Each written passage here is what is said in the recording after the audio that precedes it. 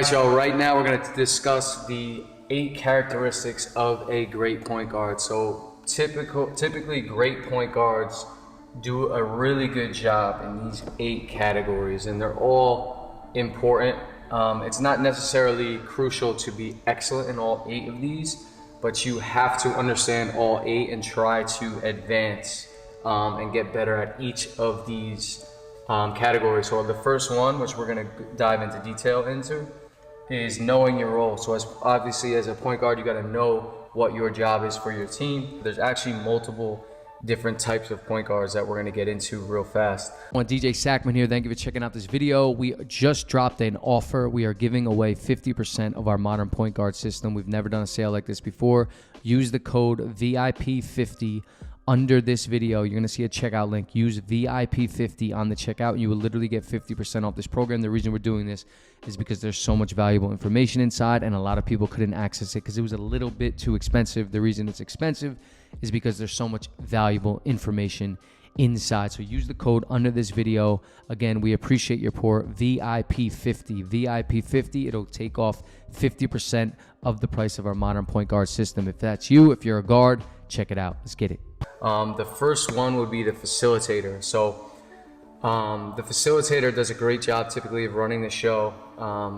They can score when necessary at times. They can control the flow. And they can get teammates involved. So typically those type of point guards just bring the basketball up the floor, initiate the offense, and get the basketball into other players' hands. The main weakness that facilitator type of point guards have is that they struggle to know when to score the basketball. So if you find yourself in this role as just the facilitator, you have to understand that at times you're gonna have to score the ball.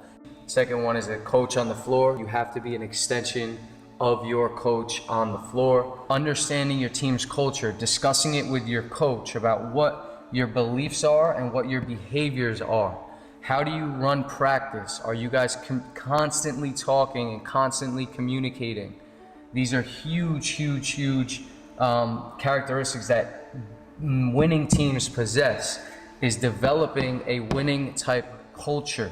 And if you don't have this conversation with your coach and figure out what type of culture you have in the locker room, off the court, on the court, in timeouts, on dead balls, if you don't have that, if you don't set up the culture, the beliefs and the behaviors, you're going to struggle being a coach on the floor because you and your coach will not be on the same page. Third one is controlling the flow of the game.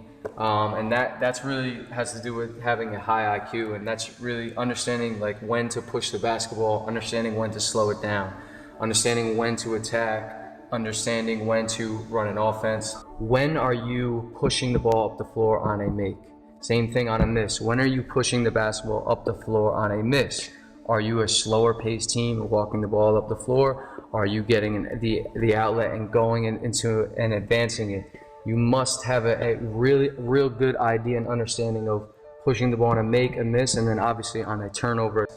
And we'll dive into that as well. 4 is have a high basketball IQ, which would be making the correct reads, maybe in pick and roll in different areas.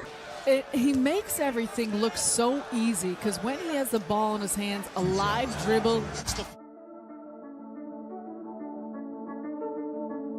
forward net. Irving. Fend off. Being a leader and effectively communicating with your teammates.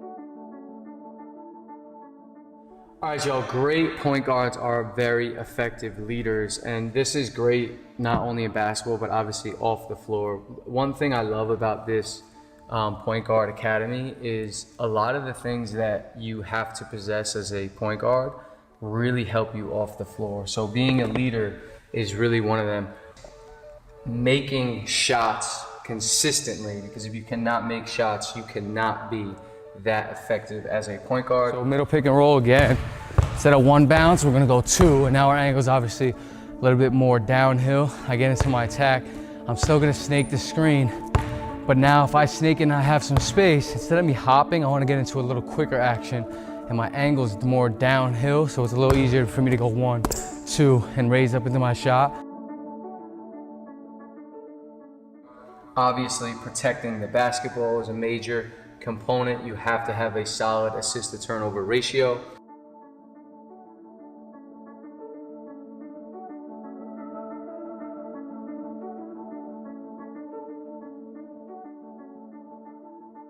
A good assist to turnover ratio is 2 to 1.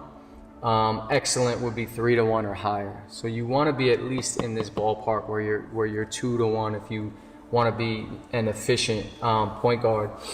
The way to get to this 2 to 1 is really being able to do these two things.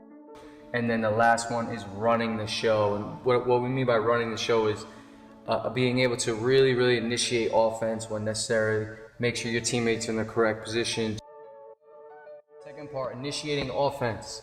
You can do this in multiple ways. One would be voice, another would be hand signals, and then the third part of that is knowing where to set your play up. So sometimes you can set it up at the midline, in the middle of the floor. Sometimes it might require you to be in the right or the left slot, or maybe on the right and left wings. It really just depends on what you are setting up, but it's your job as the point guard to know where is the most effective spot to start each play when you initiate the offense. These are really the 8 main characteristics of a point guard, and if you can get really good at a few of these, you can be a decent point guard. We suggest really working on all 8 of these categories, and now we're going to dive into them going forward. Let's look at it.